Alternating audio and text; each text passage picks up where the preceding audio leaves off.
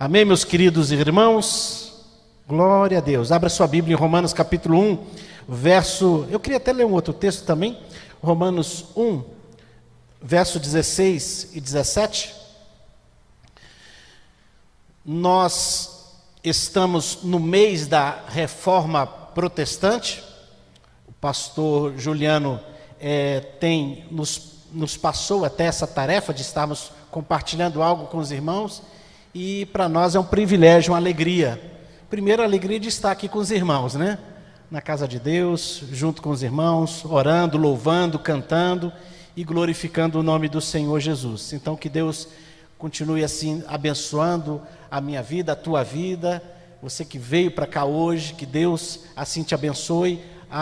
Está havendo a transmissão, né, Eduardo, nas redes sociais. Que Deus então abençoe também os irmãos que estão ali do outro lado da tela. Que Deus abençoe a cada um em nome do Senhor Jesus Cristo. Nesse mês de outubro, como nós falamos, estamos falando sobre a Reforma Protestante.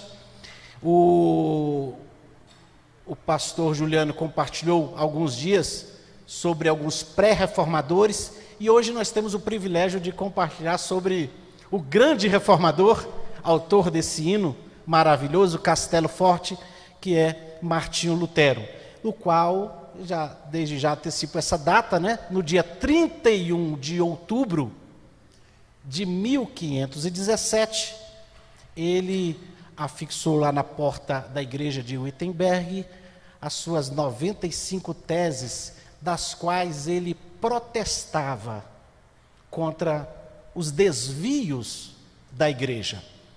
Então ele colocou aquilo, e nós vamos falar um pouquinho aí sobre sobre essa história de Martinho Lutero. Desde já, vamos ler esse texto, Romanos 1, vamos ver o verso 16 também, tá? O verso principal é 17, mas vamos ler o 16.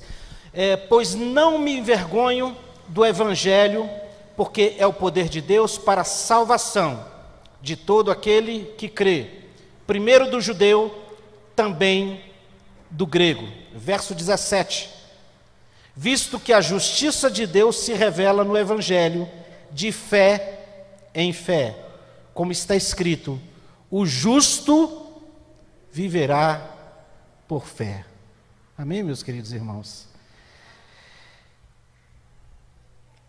Antes de nós adentrarmos propriamente aqui no texto, nas informações aqui da mensagem, abra também a sua Bíblia lá no Velho Testamento, que é um texto que eu acho interessante, em 2 Reis, capítulo 22.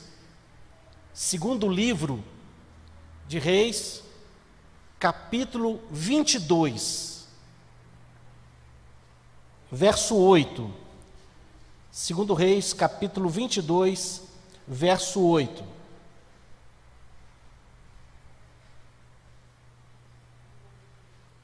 Vou ler até o 11. Todos acharam? Amém? Então disse o sumo sacerdote Ilquias ao escrivão Safã: achei o livro da lei na casa do Senhor. Ilquias entregou o livro a Safã e este o leu.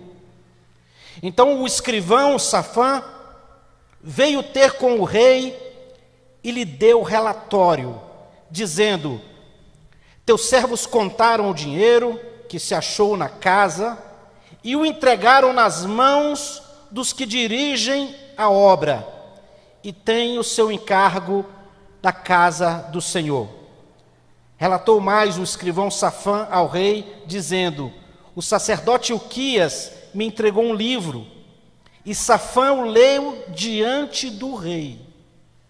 Tendo o rei ouvido as palavras do livro da lei, rasgou as suas vestes. Amém? Vamos orar mais uma vez? Pai, muito obrigado por essa leitura da palavra, obrigado porque o Senhor está no nosso meio, obrigado pelo teu amor, a tua graça e a tua misericórdia para conosco. Obrigado pela salvação que há em Cristo Jesus. Obrigado porque o Senhor nos chamou para louvarmos e engrandecermos o Teu nome. Obrigado porque um dia, Senhor, a Tua palavra pulsou de uma forma extraordinária na nossa vida. A Tua palavra bateu no nosso peito, no nosso coração, nos transformou e mudou a nossa vida completamente. Obrigado, porque esse dia veio até nós, e obrigado pelo Teu amor para conosco, que nos escolheu, sendo nós ainda pecadores. Muito obrigado pelo Teu amor, obrigado por esse tempo, ministra aos nossos corações, desde já fala durante esta reflexão, a vida de cada um, e que o nome do Senhor, somente o nome do Senhor, seja glorificado. Nós agradecemos e Te louvamos em nome de Jesus. Amém. Então, meus queridos irmãos, como nós falamos aqui, no dia 31 de outubro de 1517, Martinho Lutero afixou na porta da igreja de Wittenberg as 95 teses das quais ele protestava contra os desvios da igreja. Hoje nós temos esse privilégio de falarmos aqui. Há uns 2 domingos atrás, no domingo retrasado, o pastor Juliano falou aqui sobre o pré-reformador John Wycliffe. E no domingo passado, pela manhã, ele esteve falando aqui sobre John Hus. Então hoje nós estaremos completando. O texto que nós lemos aqui, proposital, lemos em Romanos, porque é um texto que, esse texto de Romanos 1,17, o justo viverá pela fé, esse foi o texto que foi a base da reforma protestante, isso que mexeu com a vida de Martinho Lutero. Mas eu achei interessante também, nós lemos esse 2 Reis capítulo 22, porque nós vemos que havia uma reforma no templo da casa do Senhor, e naquele tempo ali, e havia o rei Josias, o jovem rei Josias, ele ordenou que fosse feita aquela reforma, e ali encontraram o livro da lei. Nota-se que não usavam o livro da lei, não usavam a palavra, mas ali na reforma, o sacerdote Ilquias encontrou e passou para o escrivão para que lesse, e quando leu a palavra diante do rei, o rei rasgou as suas vestes, num sinal de quebrantamento ou de desespero por ver que o que estava escrito não estava sendo cumprido, não estava sendo obedecido, o povo não seguia a palavra de Deus. E ele, em prantos, em choro, rasgou as suas vestes e ordenou que se fizesse uma mudança total na nação. A leitura daquela palavra mudou toda a nação, não um grupo, não uma pessoa, mas uma nação inteira foi mudada e foi transformada, e houve uma grande reforma, houve uma grande mudança naquela nação, por causa da leitura do texto da palavra de Deus. E assim, nós vamos compartilhar aqui, aconteceu também com Lutero, quando ele leu essa palavra, e essa palavra falou forte ao coração dele, e assim mudou completamente a vida dele, e não só a vida dele, mas de toda a nação, de todos os povos, e chegou até nós essa palavra poderosa. Então veja bem, queridos, sempre que nós lemos um texto, às vezes a gente faz o contexto do texto. Eu não vou fazer o contexto do texto aqui. Para falarmos de Lutero, eu vou fazer o contexto da reforma. Então, nós anotamos aqui algumas datas, vamos fazer aqui numa ordem cronológica, algumas datas, não são todas, que nós não temos condições de falar todas aqui, mas anotamos aqui algumas datas para que os irmãos entendam o contexto do que aconteceu na época de Lutero, em 1517. Amém? Então, esse contexto que nós queremos passar para os irmãos, desde do auge da igreja, a queda da igreja, e assim a importância da reforma, a importância que tomou a reforma protestante. Todos nós sabemos que o Senhor Jesus Cristo, Ele é o fundador da igreja, Ele é a pedra angular, a pedra de esquina, a base e o fundamento da igreja. Ele mesmo disse: eu edificarei a minha igreja e as portas do inferno não prevalecerão contra ela. Mateus 16, verso 18. Então Deus criou apenas duas instituições que nós sabemos. Deus criou a igreja e Deus criou a família. E são justamente essas duas instituições que são fortemente atacadas pelo inimigo. As demais instituições são criações humanas ou de homens, mas Deus criou a igreja e Deus criou a família. E são essas duas que o inimigo tenta atacar de todos os lados. E Jesus assim deu uma ordem aos seus discípulos que aguardassem em Jerusalém a descida do Espírito Santo. Atos 1:8 diz: mas recebereis poder ao descer sobre vós o Espírito Santo, e sereis minhas testemunhas, tanto em Jerusalém, como em toda a Judéia, Samaria e até os confins da terra. Esse cronograma, esse programa foi cumprido à risca em Jerusalém, Judéia e Samaria, e a igreja se espalhou pelos confins da terra. Atos capítulo 2 marcou o nascimento da igreja, o início, vamos dizer, das atividades, quando no dia da festa de Pentecostes, o Espírito Santo desceu e veio sobre todo aquele povo que estava ali, a igreja, que ficaram cheios do poder do Espírito Santo. Nessa época e nesse tempo, a igreja crescia alicerçada na doutrina dos apóstolos. O evangelho se expandia por toda parte. A igreja estava forte, a igreja estava firme, era uma igreja de fé e era uma igreja de milagres, uma igreja cheia de vida e uma igreja poderosa, que enviava missionários, como nós temos lá em Atos capítulo 13, verso de 1 a 3, enviando missionários na direção do Espírito Santo. Ela resolvia seus problemas em oração, como aconteceu quando da distribuição e da omissão, distribuição de donativos às viúvas helenistas, no capítulo 6 de Atos. Então, eles resolviam seus problemas ali em oração. Não era uma igreja perfeita, porque não existe igreja perfeita, nem no surgimento. Não existe igreja perfeita. Talvez as pessoas andam de igreja em igreja, de lugar em lugar. Talvez você chegou aqui, puxa, agora eu encontrei a igreja perfeita. Aqui está quase, né? Brincadeira, não existe igreja perfeita. Você não encontra isso, porque não há homens e mulheres perfeitos. Então aquela igreja é uma igreja viva, de Atos, uma igreja viva, uma igreja poderosa, mas uma igreja também imperfeita. Mas era uma igreja guiada e dirigida pelo Espírito Santo de Deus. Aí sim, não importam se somos imperfeitos, o importante é buscarmos a direção e sermos guiados pelo Espírito Santo. Nesse período, a igreja passa a tomar a sua forma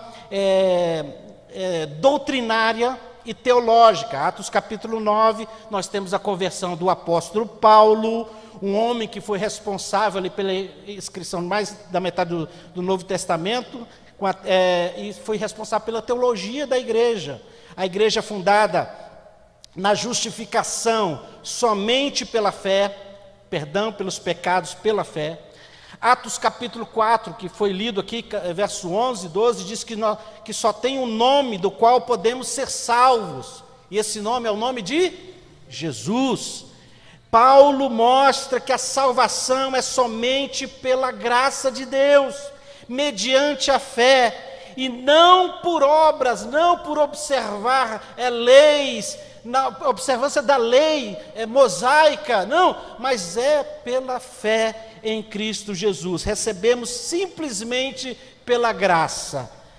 E Paulo fala isso, mostra ali toda a teologia da igreja, está firmado na palavra, e a igreja assim alcançavam a forma teológica, estrutural, com pastores, evangelistas, mestres. A igreja estava ganhando forma, uma igreja viva, uma igreja saudável, uma igreja abençoada para a glória do Senhor Jesus. A despeito disso, a igreja sofria perseguições. Foi o caso de Estevão e muitos outros sendo perseguidos. Seguindo aqui numa cronologia, no ano 70 depois de Cristo, houve uma grande perseguição aos cristãos. O imperador Nero, louco, assassino, ele, num surto, ateou fogo na cidade de Roma. E assim ele culpa os cristãos por aquele ato e ordena que todos os cristãos sejam presos, sejam lançados aos leões nas arenas e queimados vivos.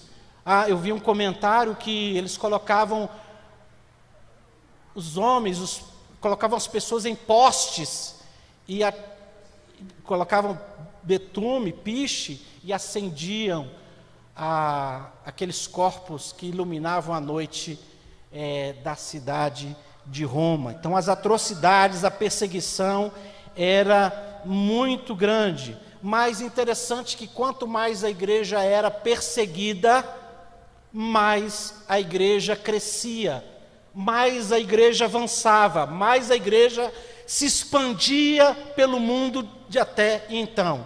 Então a igreja continuava crescendo, aí o evangelho continuava se expandindo. No ano 100 depois de Cristo, com mais de 90 anos, se não me engano 94 anos, e por volta do ano 100 depois de Cristo, morre o último apóstolo, o evangelista João, o último apóstolo que estava exilado na ilha de Pátimos e recebeu também a revelação do livro de Apocalipse, qual fechou o cânon das escrituras sagradas. Enfim, esses anos seguintes, até o terceiro século, a igreja permanecia crescente e forte e viva, até que, olha só, perseguição não destrói a igreja,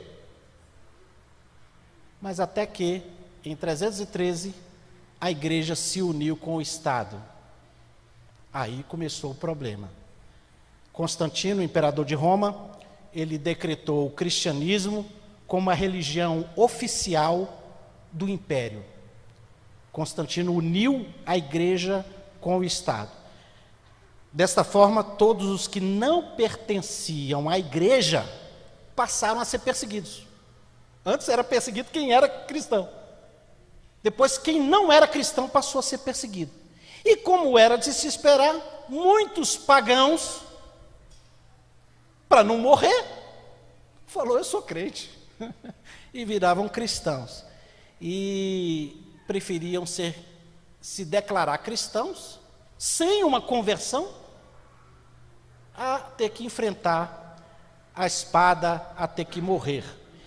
Então, nessa época, começou a não se valorizar mais. Olha só como a igreja foi uma igreja viva. Os irmãos estão entendendo. Estamos falando de uma igreja viva, uma igreja forte, uma igreja teologicamente bem estruturada. Mas a igreja começou a cair. Nesse período não se enfatizava mais a experiência da salvação, a doutrina da justificação pela fé, novo nascimento para entrar no reino de Deus. Caiu. As perseguições, como nós falamos, elas não enfraqueceram a igreja, mas a partir da união com o Estado, começou uma derrocada. E que eu vou ler aqui para os irmãos, só alguns, uma listazinha. No ano 400 depois de Cristo, vou ler rapidamente, os irmãos ouçam rapidamente. No ano 400 depois de Cristo, o rito do batismo nas águas foi considerado desnecessário e sem importância. No ano 431 depois de Cristo, o início do culto à Virgem Maria. No ano 606, Bonifácio III se declara bispo universal, ele se declara o Papa, e nasce então o papado romano, ainda que a Igreja Católica Apostólica Romana, ICAR, né? Diga ou tente retroagir para os dias de Pedro, mas não tem isso na história. Então, em 606, ele se declarou Papa, o Bispo Universal. Em 783, foi instituída a adoração a imagens. Começou a adorar imagens, em 783 depois de Cristo. No ano 993, canonização de santos. No ano 1190, e foi ali, foi caindo, começa a venda de indulgências para perdão dos pecados. Em 1215, o Papa declara a transubstanciação da hóstia, ou seja, a hóstia passa a ser o corpo físico de Cristo, passa aquele que come da hóstia, está comendo do próprio corpo, a carne de Cristo. Começou isso em 1215. 1230, proibição de leitura da Bíblia para leigos. 1316, instituição da reza da Ave Maria. Então, meus queridos irmãos, apenas um resumo. Notem os irmãos que houve aqui um crescente de heresias e um decrescente na condição de igreja viva, igreja poderosa, igreja do Senhor Jesus, tornando-se a igreja uma igreja cada vez mais pagã. Ninguém tinha acesso à Bíblia na sua língua. Para se ter salvação, perdão dos pecados, era necessário pagamento de indulgências. O próprio Papa Leão X incentivava a venda de indulgências como forma de financiar a Basílica de São Pedro. Isso tudo isso é história, viu, irmãos? Às vezes eu estou lendo de um tratado histórico, então isso aqui não... Tá bom? Então o próprio Papa Leão X incentivava a venda de indulgências como forma de financiar a construção da Basílica de São Pedro. A simonia, que é negociar as coisas sagradas, vender cargos eclesiásticos, era vendido. Negociar supostas relíquias sagradas, como o sangue de Jesus, era vendido. O espinho da coroa de Jesus, pedaço da cruz de Cristo, lágrima de Maria, era vendido. De vez em quando a gente vê aí água do Rio Jordão, né? óleo de Israel, mas aqui, então era isso, naquela época tinha isso, eles vendiam, claro que um verdadeiro abuso da fé. A igreja estava chegando no auge, ou talvez na sua fase mais triste e negra, era chamada da Era Negra da igreja, um período de trevas, era a completa desfiguração da igreja do Senhor Jesus, uma igreja que passou a perder a sua forma, deixou de ser corpo de Cristo, para se tornar um sistema religioso iníquo, um sistema religioso totalmente afastado das coisas do Senhor. A própria Igreja Católica busca os hereges e para buscar os hereges, ela promove torturas, mortes, chacinas, pessoas são condenadas à forca e a morrer em fogueiras. Então, essa era a igreja da época. Aí, Deus começou a mandar pessoas e homens e mulheres, que sempre há os remanescentes que buscam o Senhor, e no século XIV, como o pastor Juliano já falou aqui, surgiu o professor e teólogo inglês John Wycliffe, que criticou o acúmulo do poder político e os desvios da igreja e dos verdadeiros ensinamentos de Jesus. Wycliffe traduziu a Bíblia para o idioma inglês. Olha só, a Bíblia começando a ter acesso para outras pessoas, né? Depois, um discípulo dele, um seguidor das ideias de Wycliffe, chamado John Hus, tcheco, da Boemia, iniciou um movimento religioso baseado, claro, nas ideias de John Wycliffe, criticando a venda de indulgências. John Hus criticou a venda de indulgências. Hus afirmava que a salvação, olha o que ele dizia, que a salvação eterna era conseguida somente através da fé em Deus. John Hus dizia isso. E por isso ele foi considerado herege, foi preso e sentenciado a ser queimado vivo. Antes de ser queimado, ele declarou profeticamente, uma frase que o pastor Juliano leu aqui domingo passado, e eu repito: podem matar o ganso. Na sua língua Rus é ganso. Então podem matar o ganso, mas daqui a 100 anos, Deus suscitará um cisne que não poderão queimar. E assim aconteceu. John Hus foi executado em 1415, morreu, e eu vi isso aqui na história dele, Eliane, eu achei interessante. Ele morreu cantando um hino. Morreu cantando um hino.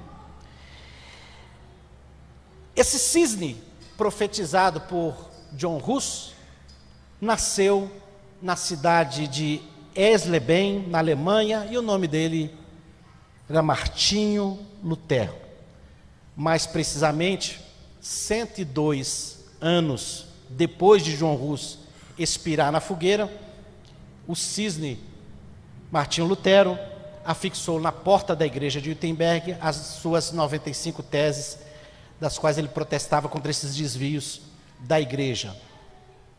Martinho Lutero, passando aqui um pouco da história dele, ele era doutor, bacharel e doutor em filosofia e teologia, mas o principal é que a sua alma, o seu coração, suspirava pelas coisas de Deus, apaixonado, podemos dizer assim, o que influenciou assim a sua vida para entrar na vida monástica, no mosteiro dos agostinianos. Certo dia, Lutero, na biblioteca do convento, ele encontrou, olha só, o livro da lei.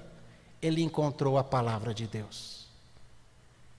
E ele começou a ler essa Bíblia, uma Bíblia latina, e na leitura da Bíblia, ele achou consolo, conforto para a sua alma, para as angústias pessoais, e ele ficou ainda mais determinado a buscar o Senhor em jejuns e orações. Acerca dessa transformação, e eu quero descrever aqui, ler para os irmãos, na vida de Lutero, ele mesmo escreveu, olha só o que Lutero diz: eu detestava as palavras justiça de Deus, porque conforme fui ensinado, eu a considerava como um atributo do Deus Santo, que o leva a castigar os pecadores. Apesar de viver irrepreensivelmente como monge, a consciência perturbada me mostrava que eu era pecador perante Deus.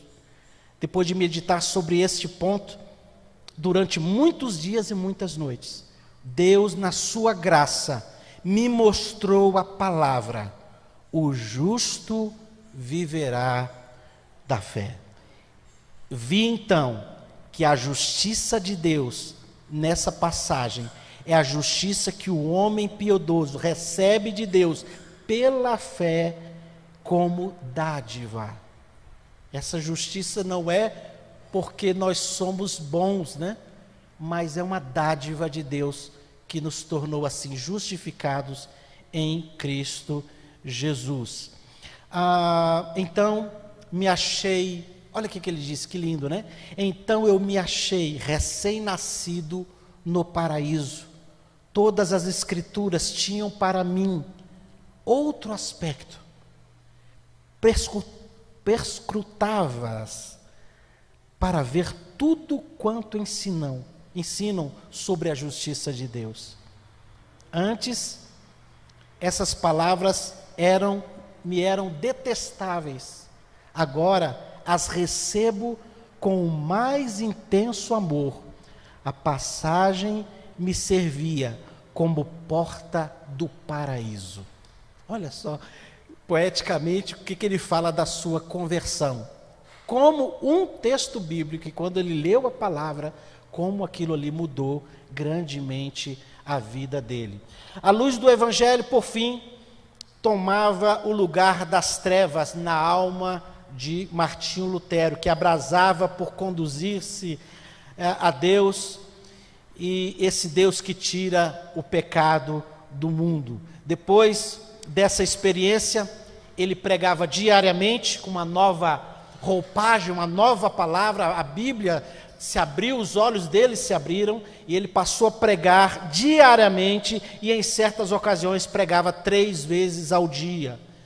Como era costume naquela época, as proposições, as teses, ou as teorias, enfim, para um debate público da população e da universidade, não tinha jornais, não tinha WhatsApp, então tudo naquela época era colocado na porta da igreja, e ali ele colocou as suas 95 teses, no dia 31 de outubro de 1517, e o teor dessas teses, os quais é que Cristo requer o arrependimento e a tristeza pelo pecado, e não penitência. O arrependimento e não penitência. Mas as teses escritas em latim foram logo traduzidas no alemão, holandês e no espanhol. Antes de decorrido um mês, para surpresa de Lutero, já estavam na Itália fazendo estremecer as bases lá dos alicerces de Roma. E foi desse ato de afixar as teses ali na igreja de Wittenberg que nasceu então a reforma protestante. Ou seja, a volta para a fonte pura da palavra de Deus. Lutero, e os historiadores dizem isso, que ele não tinha intenção de atacar a igreja romana, mas antes ele pensou numa defesa do Papa contra os vendedores de indulgência, de dizer, olha, está acontecendo isso aqui, vamos crescer, vamos melhorar, vamos voltar para a palavra. Mas não foi assim que foi interpretado. Em agosto de 1518, Lutero foi chamado a Roma para responder à denúncia de heresia. Os seus amigos o desaconselharam, pois diziam, eles te queimarão vivo. E ao que Lutero respondeu resolutamente, se Deus sustenta a causa, ela será sustentada.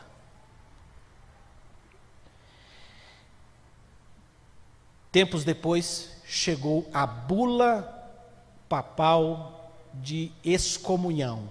Ele foi excomungado, e ela chegou na cidade de Wittenberg, e Lutero, o que eu falei aqui? Lula? Está amarrado, que é coisa do demônio, hein? Sai em nome de Jesus.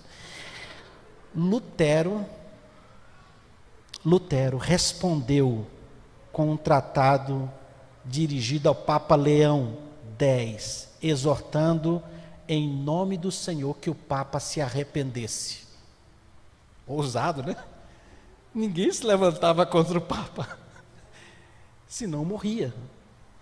E ele pegou e disse que ele se arrependesse, e ele desfez daquela bula papal de excomunhão. Em 1521, caminhando aqui as datas, o imperador alemão Carlos V, aliado do Papa, convoca uma assembleia na cidade de Worms, chamada Dieta de Worms, e concedeu um salvo-conduto para que Lutero comparecesse e respondesse pessoalmente aos seus acusadores. Na sua viagem para Worms, o povo afluía em massa para ver o homem que teve a coragem de desafiar a autoridade do Papa. Ao avistar as torres da cidade, das igrejas de Worms, ele parou, olhou e posteriormente compôs e cantou o hino Castelo Forte é o nosso Deus. Na Assembleia de Worms, quando o núncio do Papa, o embaixador do Papa na Alemanha, o núncio do Papa, exigiu que Lutero se retratasse. Ao que Lutero respondeu: se não me refutardes pelo testemunho das Escrituras ou por argumentos, a minha consciência tem de ficar submissa à palavra de Deus. Não posso retratar-me, nem me retratarei de qualquer coisa, pois não é justo nem seguro agir contra a consciência. Que Deus me ajude. Amém. Assim, terminou aquela assembleia e ele não se retratou e depois foi levado de volta para a sua cidade. Quando ele estava regressando, e assim, o edito papal também de excomunhão entrou imediatamente em vigor e Lutero passou a ser considerado um criminoso. Ao findar o prazo do seu salvo-conduto, ele deveria ser preso e entregue ao imperador. E todos os seus livros deveriam ser queimados e apreendidos e queimados. O ato de ajudá-lo seria ajudar um criminoso, fazia da pessoa também um criminoso por estar ajudando a Lutero. Lutero passou a correr grande perigo de vida. Quando ele estava regressando no caminho de Wittenberg, com a sua carruagem, as carruagens que o acompanhavam, de repente, ele foi rodeado por um bando de cavaleiros mascarados, que depois de separarem ele, despediram os outros, mandaram os outros embora, e levaram unicamente a Lutero, e conduziram-no alta noite a um castelo, e depois ali as pessoas se identificaram.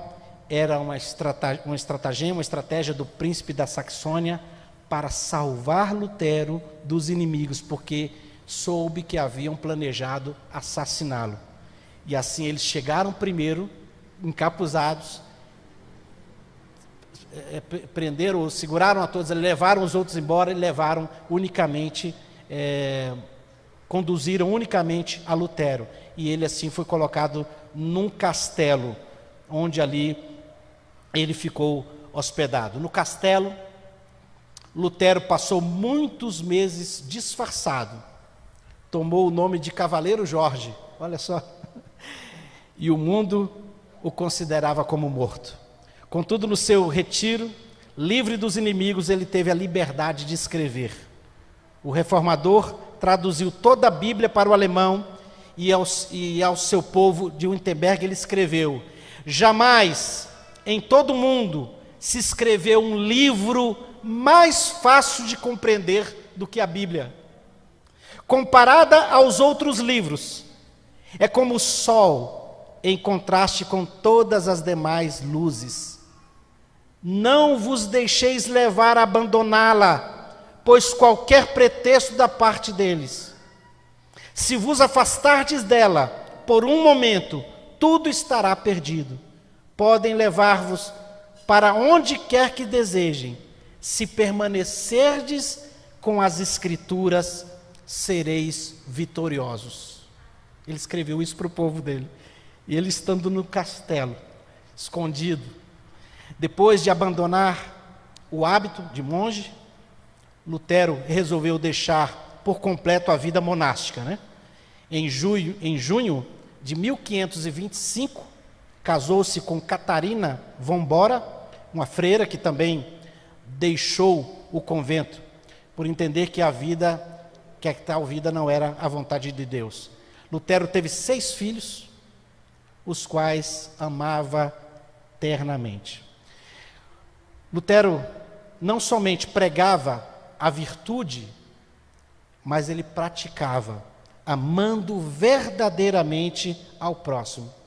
Nesse tempo, olha só que interessante, em 1527, 10 anos depois dele ter colocado ali as teses na porta da igreja, 1527, uma peste, uma praga, uma pandemia, vinda do Oriente, e quando eu vi isso aqui, vindo do Oriente, que coincidência, né? Aí eu li isso aqui e falei, que coisa, uma praga, uma peste vinda do Oriente, visitou as cidades da região e o Wittenberg. Calcula-se que a 1/4 do povo da Europa, inclusive a metade da população alemã, foi ceifada pela morte, por causa do vírus. Quando professores, estudantes fugiram da cidade, instaram para que Lutero também fugisse. Porém, ele respondeu: para onde hei de fugir? O meu lugar é aqui. O dever não me permite ausentar-me do meu posto, até que aquele que me mandou para aqui me chame. Não que eu deixe de temer a morte, mas espero que o Senhor me dê ânimo. E foi assim que ele enfrentou a pandemia, foi assim que ele enfrentou o vírus em 1527. Assim, ele ministrava a alma e ao corpo do próximo durante o tempo de aflição e de angústia, durante aquele tempo de aflição e de angústia. Já terminando, Lutero tinha o costume de orar horas a fio. Dizia que se não parasse 2 horas toda manhã para orar, ele recearia que Satanás ganhasse a vitória sobre ele durante o dia inteiro. Um certo biógrafo disse o seguinte: o tempo que ele passa em oração produz o tempo para tudo que ele faz. O tempo que ele passa com a palavra enche o coração até transbordar em sermões, correspondência e ensinamentos. Aos 62 anos de idade, em 1546, Lutero pregou o seu último sermão.